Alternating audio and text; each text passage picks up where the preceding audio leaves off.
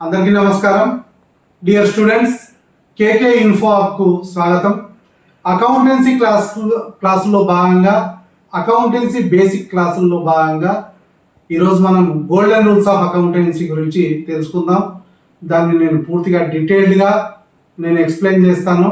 అది సిస్టంపై క్లిక్ చేస్తాను. వీడియో నచ్చినట్టయితే లైక్ చేయండి, షేర్ చేయండి, సబ్స్క్రైబ్ చేసుకోండి. ఈ సబ్జెక్ట్ ఎవరికైతే అవసరం ఉందో వాళ్లకు షేర్ చేసి ఈ ఛానల్ను ప్రోత్సహించాల్సిందిగా కోరుకుంటున్నాను. నేను ఇప్పుడు మిమ్మల్ని సిస్టంపై క్లిక్ చేస్తున్నాను.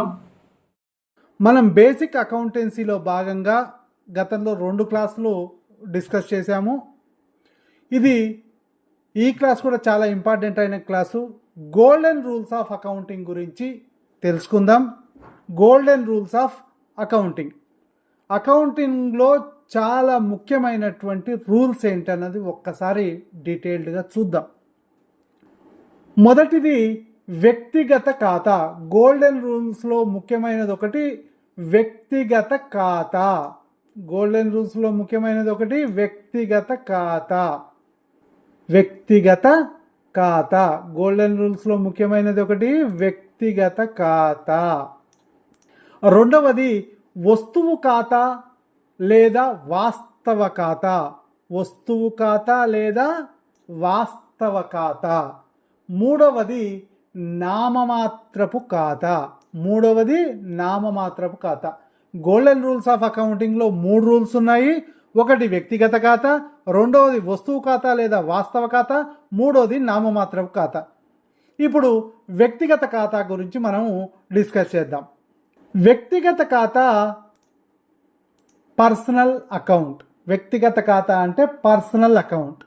ఇక్కడ నియమం ఏమిటి అంటే ఎవరైతే పొందుతారో వారికి డెబిట్ చేయాలి, ఎవరైతే ఇస్తారో వారికి క్రెడిట్ చేయాలి.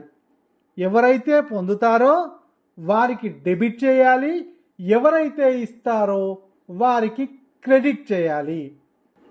ఎవరైతే పొందుతారో వారికి డెబిట్ చేయాలి, ఎవరైతే ఇస్తారో వారికి క్రెడిట్ చేయాలి. Debit the receiver, credit the giver. ఒక ఎగ్జాంపుల్ చూద్దాం. రాము నుండి 5,000 రూపాయలు రుణంగా తీసుకున్నాము. వాటికి సంబంధించి రాము నుంచి మనం ఒక 5,000 రూపాయలు రుణంగా తీసుకున్నాం. రాము ఖాతాను క్రెడిట్ చేయాలి. ఎవరి నుంచి తీసుకున్నాము? రాము నుంచి తీసుకున్నాం కాబట్టి రాము ఖాతాను క్రెడిట్ చేయాలి. ఎవరు ఇచ్చారో వారిని క్రెడిట్ చేయాలి. ఇది క్యాష్ ఖాతాకు డెబిట్ చేయాలి. ఎక్కడికి? మనకు వచ్చింది కాబట్టి క్యాష్ ఖాతాకు డెబిట్ చేయాలి. మళ్ళీ ఒకసారి చూద్దాం. వ్యక్తిగత ఖాతా అంటే పర్సనల్ అకౌంట్. ఎవరైతే పొందుతారో వారికి డెబిట్ చేయాలి, ఎవరైతే ఇస్తారో వారిని క్రెడిట్ చేయాలి. Debit the receiver, credit the giver. ఇంకొక నియమం వస్తువు లేదా వాస్తవ ఖాతా. Real account. వస్తువు లేదా వాస్తవ ఖాతా. Real account. వస్తువు లేదా వాస్తవ ఖాతా, రియల్ అకౌంట్. ఇక్కడ నియమం ఏంటంటే ఏదైతే వస్తుందో దానిని డెబిట్ చేయాలి, ఏదైతే పోతుందో దానిని క్రెడిట్ చేయాలి. ఏదైతే వస్తుందో దాన్ని డెబిట్ చేయాలి, ఏదైతే పోతుందో దానిని క్రెడిట్ చేయాలి. Debit what comes in, credit what goes out. ఏదైతే వస్తుందో దానిని డెబిట్ చేయాలి, ఏదైతే పోతుందో దానిని క్రెడిట్ చేయాలి.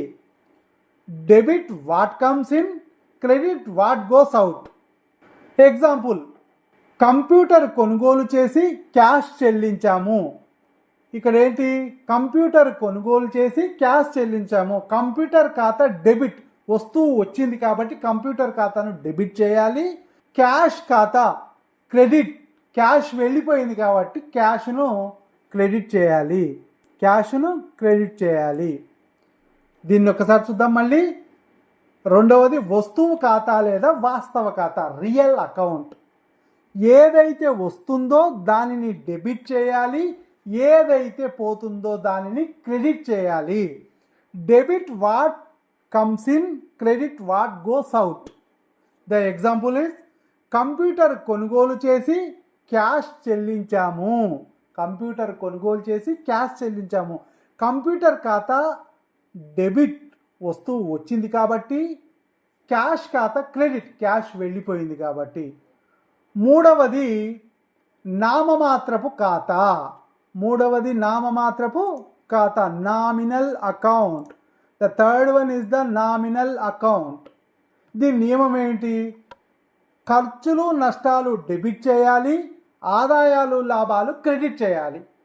ఖర్చులు నష్టాలు డెబిట్ చేయాలి, ఆదాయాలు లాభాలు క్రెడిట్ చేయాలి.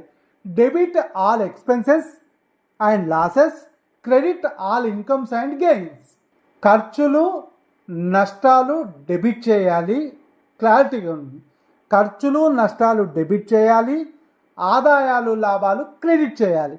Debit all expenses and losses, credit all incomes and gains. The example, వేతనాలు చెల్లించాము. ఇక్కడ ఏంటి? వేతనాలు చెల్లించాము 10,000 రూపాయలు. వేతనాల ఖాతా డెబిట్ చేయాలి, ఇది ఖర్చు కాబట్టి. క్యాష్ ఖాతా క్రెడిట్ చేయాలి, క్యాష్ పోతుంది కాబట్టి. ఇక్కడ వేతనాలు 10,000 రూపాయలు చెల్లించాము. వేతనాల ఖాతా డెబిట్, ఇది ఎక్స్పెన్సెస్.